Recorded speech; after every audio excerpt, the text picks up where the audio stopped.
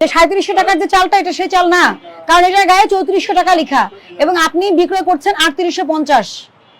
কি প্রমাণিত হলো? ভাউচারের সাথে না চালের নামের মিল আছে না দামের মিল আছে। কি অবস্থা, ভালো আছেন? ভোক্তা অধিকার। আচ্ছা, আপনি এই মিনিকেট বিক্রি করেন?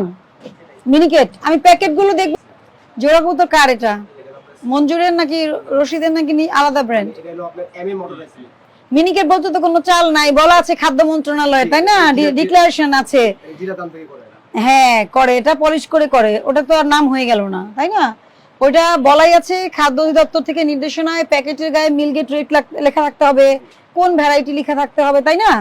তো আসলে আপনাদেরকেও সচেতন হতে হবে, নাহলে কিন্তু আমরা এটা বন্ধ করতে পারবো না। এখন মিল মালিক তৈরি করছে, আপনি কিনে আনতেছেন এবং বিক্রি করতেছেন, কনজিউমার কিন্তু সবাই বুঝে না। তাহলে কি এটা বন্ধ হবে? আপনি যদি কিনে আনেন আপনারও কিন্তু দায়িত্বের জায়গা আছে, বুঝতে পারছি? একটু দেখান আমাকে মিনিকেট মঞ্জুর সাহেবেরটা কত টাকা যাচ্ছে বস্তা? দেখান। মঞ্জুর স্পেশাল জিরাশাইল চাউল, স্পেশাল জিরাশাইল চাউল, চিনি গুঁড়া চাউল। আপনার এখানে তো মিনিকেট লেখা নাই। এটা আমি বস্তাটা দেখতে চাচ্ছি, কোনটা? আপনার তো 3700 টাকা দর ধরছে ওনারা। এখন আপনি কত বিক্রি করছেন দেখেন তো, চেক করেন। মঞ্জুর মিনি 3850। মঞ্জুর মিনি না মিনিকেট এই যে 3400 টাকা মঞ্জুর স্পেশাল। মঞ্জুর স্পেশাল মিনিকেট চাউল, messrs Manjur auto rice mill, Faruk auto rice mill. আচ্ছা, কিন্তু আপনার এখানে লেখা আছে স্পেশাল জিরাশাইল চাউল, এখানে তো মিনিকেট লেখা নাই, কিন্তু বস্তার গায়ে তো মিনিকেট লেখা আছে। তাহলে আমি কিভাবে বুঝবো যে এই চালটাই এটা?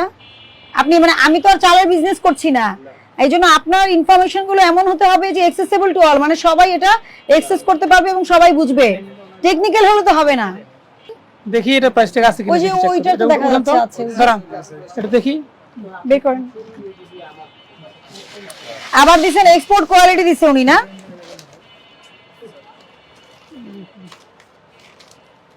এই যে আছে প্রাইস, আপনি বলেন নাই, এই যে 3400 টাকা। কত? 3400 টাকা। তো আপনি 3700 টাকা ভাউচারে লেখা, ভাউচারের সাথে না চালের নামের মিল আছে না দামের মিল আছে, আমি কি বুঝবো? এখানে যদি মিনিকেট লেখা থাকতো তাহলে বুঝতাম সেম প্যাকেট।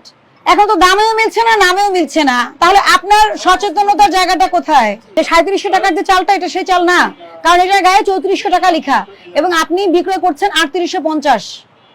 কি প্রমাণিত হলো?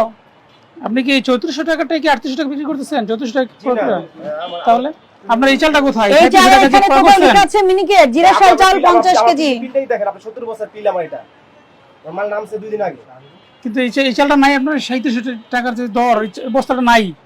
এই 70 বস্তা বিক্রি করে ফেলছেন আপনি। এই যে 3700 টাকা বলতেছেন যে, হ্যাঁ এটা 3700 টাকা 50 কেজি বস্তা। এই চালটা কি আপনার এখানে আছে? এই চাউল এইটাই এটা। তার মানে আপনি এই যে 3400 টাকার বস্তা, এটা কি 3700 টাকা তো কিনে নিয়ে আসছেন আপনি? তো এই 300 টাকা তো আপনি মানে আপনার দেখাবো যে আপনার ইয়ে করতেছেন, বেশি দামে কিনে নিয়ে আসছেন আপনি বলতেছেন। এটা শুনেন, আপনি এখানে যে 3400 টাকাটা যে আপনি 3700 টাকাটা নিয়ে আসলেন, আপনি বিক্রি করতেছেন 3800 টাকা। 3850। 3850 এটা আপনার, কারণ আপনার তো লাভ হইতেছে, সমস্যা নাই। কার উপর এর উপর ভোক্তা ক্ষতিগ্রস্ত হইতেছে। এই ভুল কি আর কখনো হবে? আপনার এখানে এসে পাবো ভাউচারের সাথে প্রোডাক্টের সমন্বয়হীনতা। আপনি 3400 টাকা আপনার গায়ে লেখা, আপনি 3700 টাকা ভাউচার দেখাচ্ছেন চালের নামের সাথে, এটা কোনো মিল নেই। তথ্য লেখেন, আপনাকে এগুলো অবশ্যই ঠিক করতে হবে, ঠিক আছে? তাহলে নিয়ম মেনে ব্যবসা করবেন। তাহলে আপনাকে আমি সতর্কতামূলক আজকে জরিমানা করছি, ভবিষ্যতে সচেতন হবেন। মাত্র 5000 টাকা জরিমানা করলাম, এটা থেকে শিখে